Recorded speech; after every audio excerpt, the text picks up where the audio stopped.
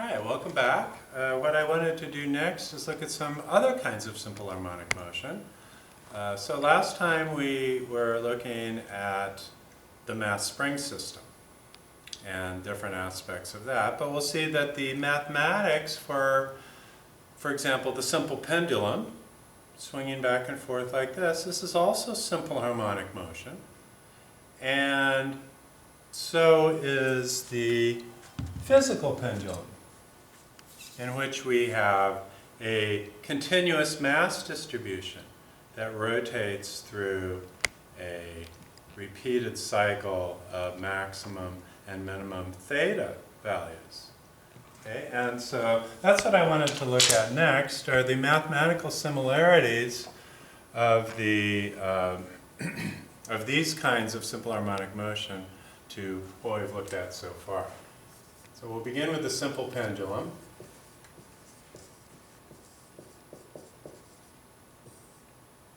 And in the simple pendulum, we have a restoring force. We mentioned this before, in which mg is the gravity force.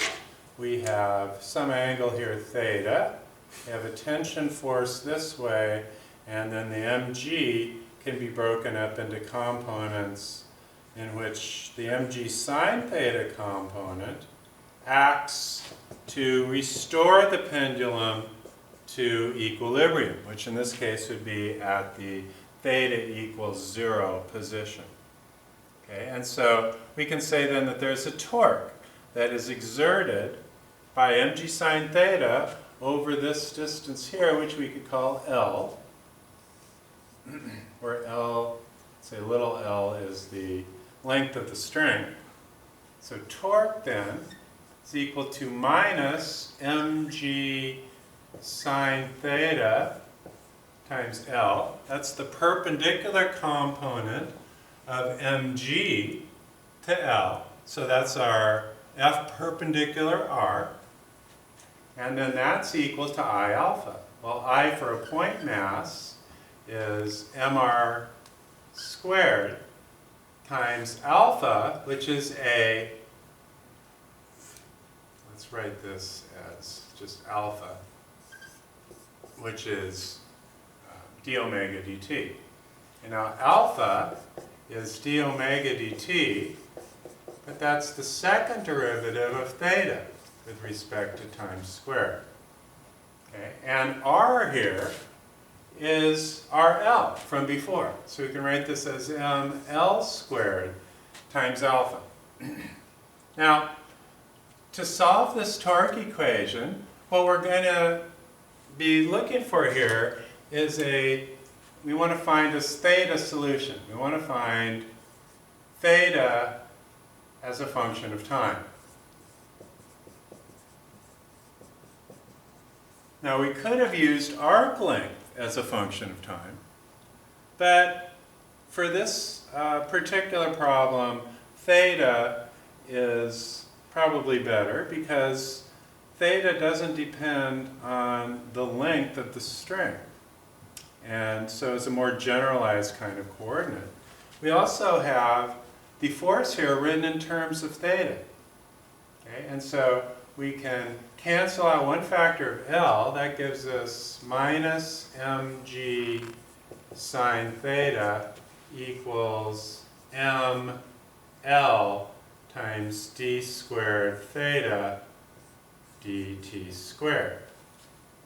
Okay, so here on the left, this is negative because this is a restoring force. This is tending to drive the system back toward equilibrium. Remember, that's one of our conditions for simple harmonic motion. The masses are a common factor here, and this particular second order differential equation in terms of sine theta is a hard one to solve. But using what we already know, we can use the small angle approximation.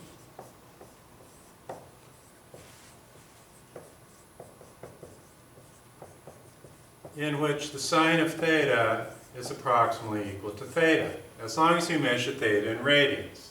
This will be true. And small angle here means that theta is less than about 10 degrees.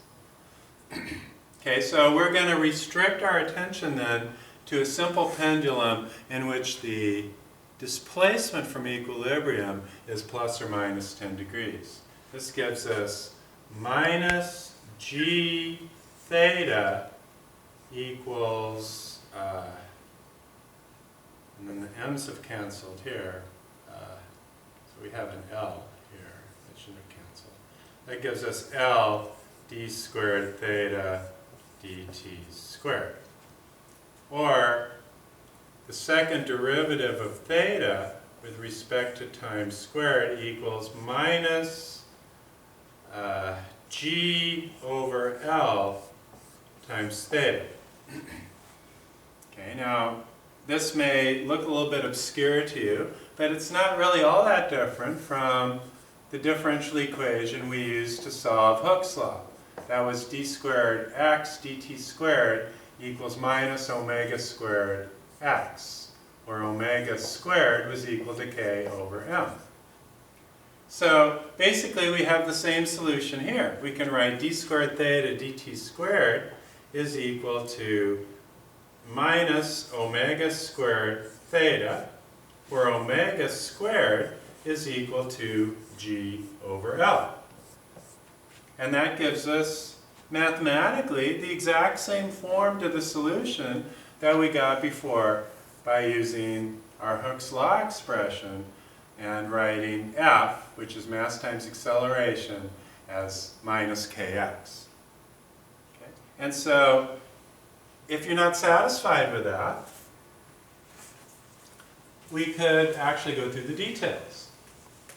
So I'll do that once, but I'm going to expect that once I've done this once, that you're going to get it, and that I won't have to keep doing it again for all of the other cases. Okay, so please try to pay attention here.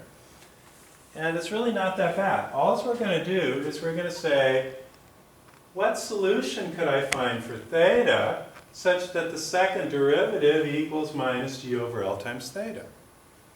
And so one that I know already works is theta equals theta max times the cosine of omega t.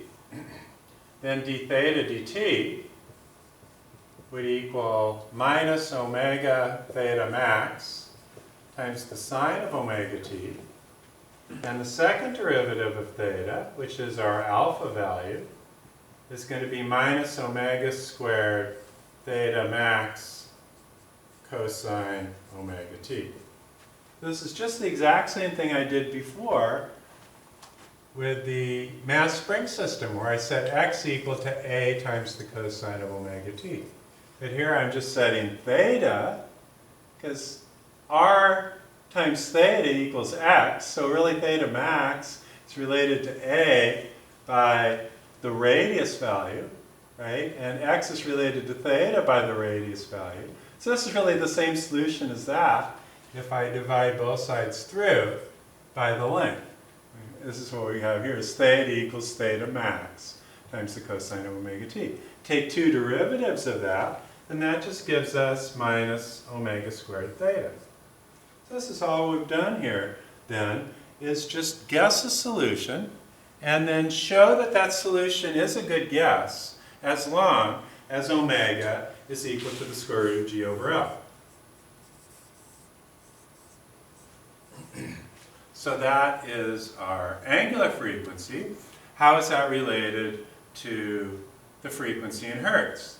Well, we already know that omega is in radians per second.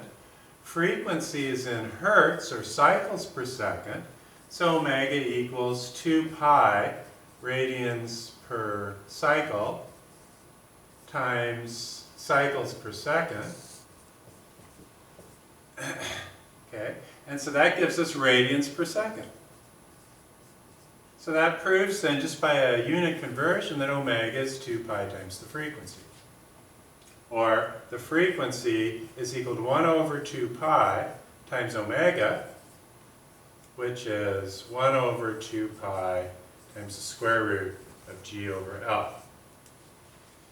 Okay, so let's check this out with an actual simple pendulum. Let's say that the length of this simple pendulum is 1/2 of a meter. Okay, so I'm just going to measure this thing out roughly to 1/2 of a meter. L is 1/2 of a meter. And we notice that it doesn't have anything to do with the mass. Okay, so I can let this thing go back and forth. Doesn't matter how much mass I have, it's still going to go at the same rate. So I can add more mass to it here, and it shouldn't change anything.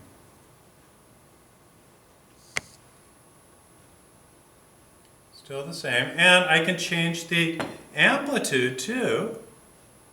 Should still move at the same rate, back and forth, same period, same frequency. As long as I'm in the small angle approximation. I'm going maybe a little bit outside of it by going a little more than 10 degrees, but it's still going to be pretty close. Okay, so it only depends then on the length of the string and the acceleration due to gravity, and not on the amount of mass that I'm connecting to it, as was the case with the mass spring system. So for this problem then, let's calculate the frequency in the period, and then see how close we are.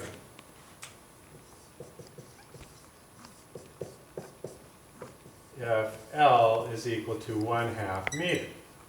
So omega then is going to be the square root of G over L, that's 10 meters per second squared, divided by 1/2 meter. That's the square root of 20. And so the square root of 20 is 4.4 something, I believe.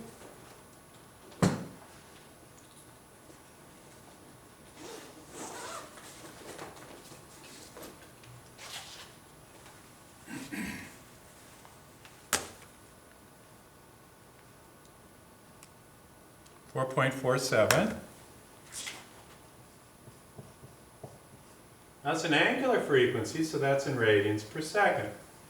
Now if we want the frequency from that, F is going to be 4.47 divided by 2 pi, because the frequency is, 2 pi frequency is omega, or this is the same thing as omega over 2 pi. So that's going to give us a frequency of a little less than 1 cycle per second, or 7.12 times 10 to the minus 1, 0.712 hertz for the frequency. Once you have the frequency, we can get the period easily by just taking the reciprocal of the frequency. And that gives us 1.4 seconds. Okay, so this is with a length of the string that's equal to 1/2 a meter. So let's check that out here and see if that's about right. We'll let this thing go across and back. 1 hippopotamus, 2 hippopotamus, 1 hippopotamus, 2 hippopotamus. Okay, so across and back, 1 hippopotamus, 2. Okay, so that's about 1.4. I mean, it's not exact, of course, but we know it's somewhere between 1 and 2 seconds. And that also tells us that we're not going through one complete cycle in 1 second, so it must be a frequency that's less than that value. And so if we were on another planet that had a larger acceleration due to gravity, that would cause the frequency to go up, okay? Because it's the square root of G over L. So if G is bigger, then the frequency will be bigger, and the period will be shorter. I can't do that here on the Earth, but I can change the length of the string. Okay, so let's say that this is the length of our string, 50. Okay, and that gives us 1.4 seconds for the period across and back.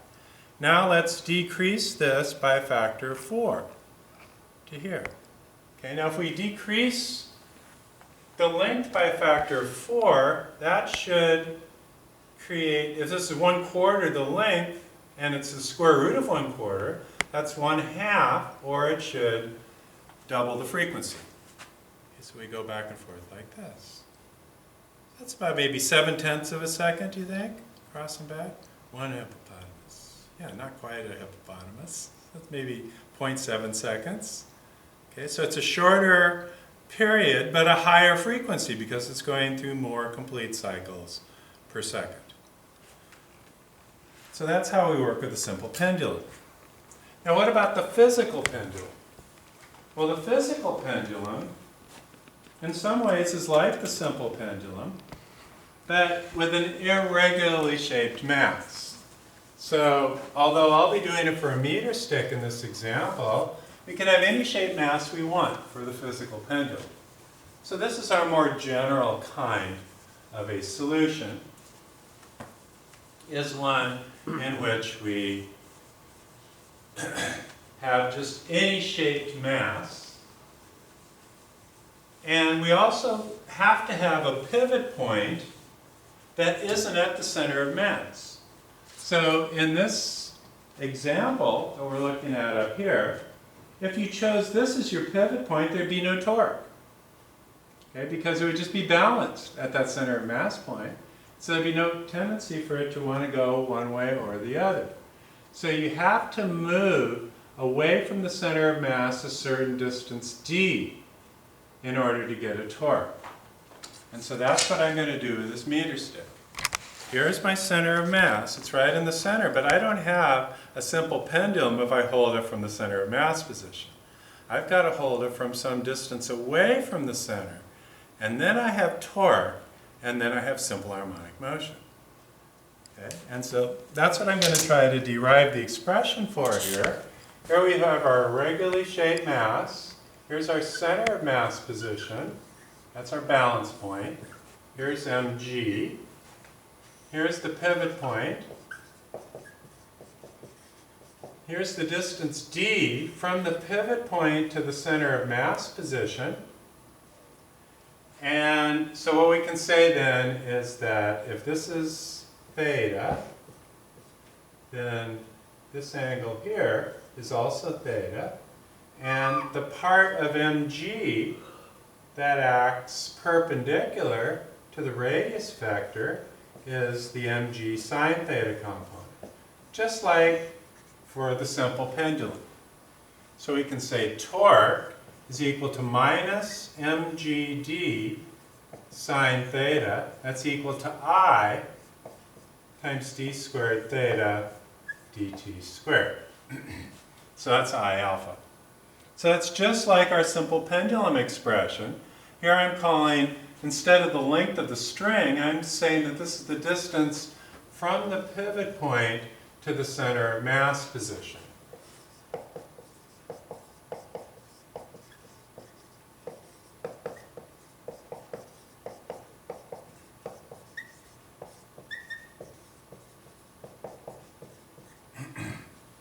And then I can again use the small angle approximation, in which I've got now minus mgd times theta equals I times d squared theta dt squared. I can assume a solution of the form theta equals theta max times the cosine of omega t. And so then that gives us d squared theta dt squared equals minus mgd over I times theta.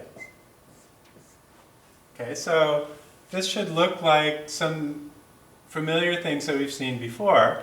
This just looks like the second derivative of something equals minus omega squared times theta back again, which we could just get by taking the second derivative of theta. So that's equal to minus omega squared theta. Just like before, we did this 2 other times. Okay, so make sure that you can do that and that you understand that. So this gives us then omega squared is equal to mgd over I. Or omega, our natural frequency of motion, is the square root of mgd over I. Now I we have to be careful about here is at the moment of inertia at the center of mass. No, because here we're choosing our pivot point to be away from the center of mass. So there's no way that this can be the moment of inertia for the center of mass. It's impossible because we don't have a torque problem. We have an omega of 0 if we're using I about the center of mass, and that's because d is 0. Okay, so this is 0 divided by I center of mass gives us omega 0. Okay, so we need to use the parallel axis theorem to get I.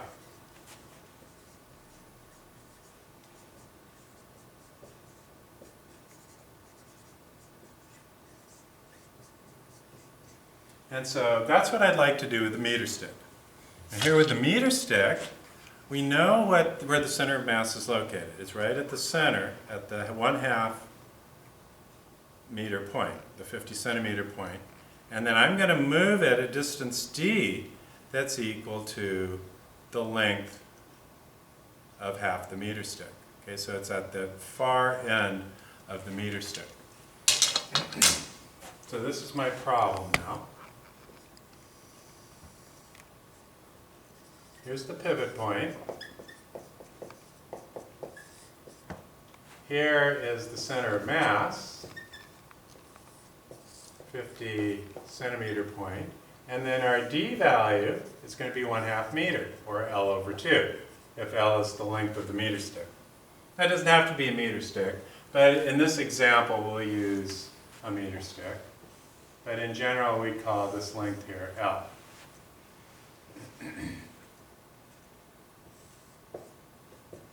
And then this is going to oscillate back and forth about the equilibrium position with an angular frequency that's equal to mgd over I.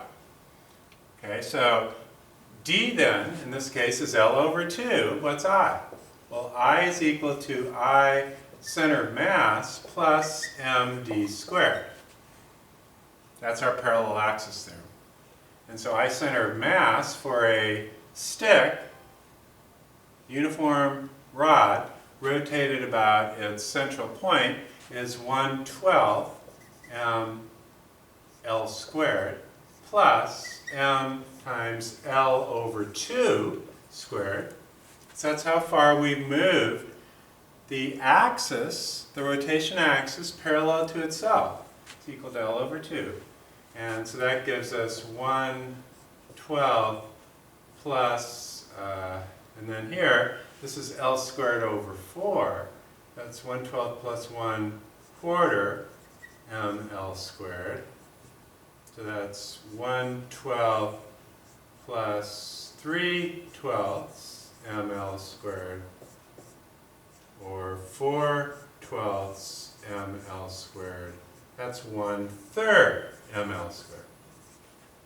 Okay, so the moment of inertia then, using the parallel axis theorem, is not 1/12 mL squared, but 4/12 mL squared, or 4 times larger than the moment of inertia about the center of mass. And so that's the value then that goes in here. So let's plug that in, and let's say that in this example we want to find the period and the frequency for a meter stick rotated about the end.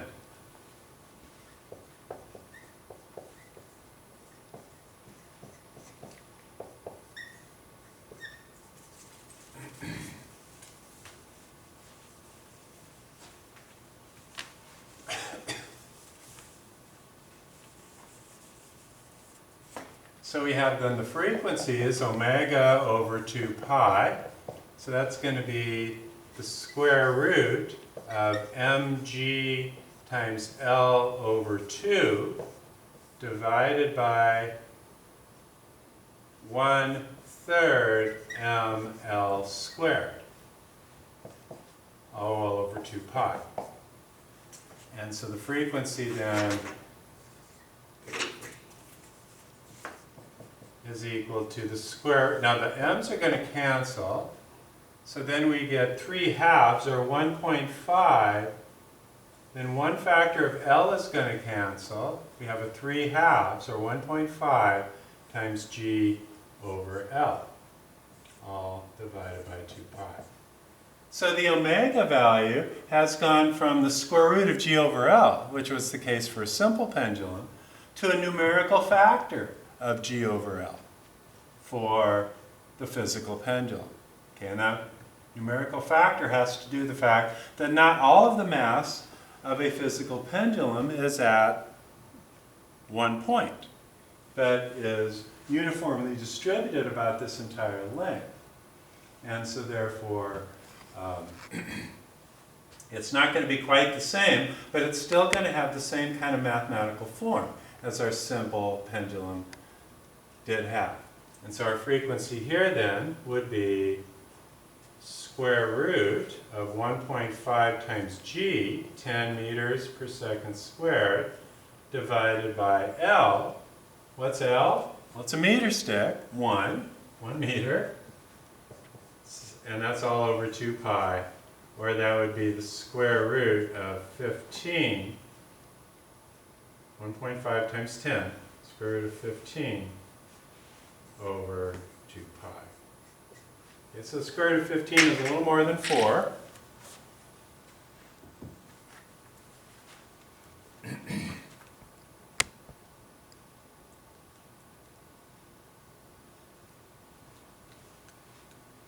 So that gives me, that can't be right, let's try that again.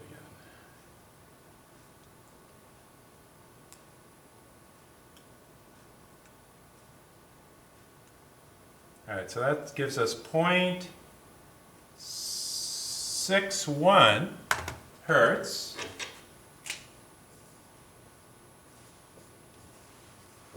for the frequency. And then for the period t, that'll be 1 over the frequency. So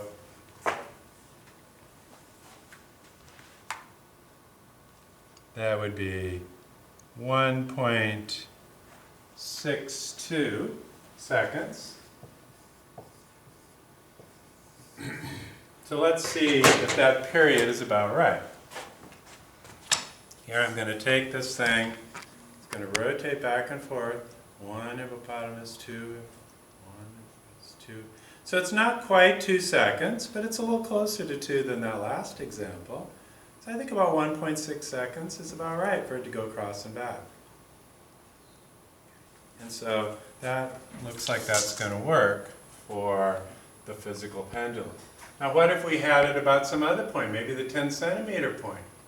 Well then D would be equal to 0.4 L, or at the 10 centimeter point.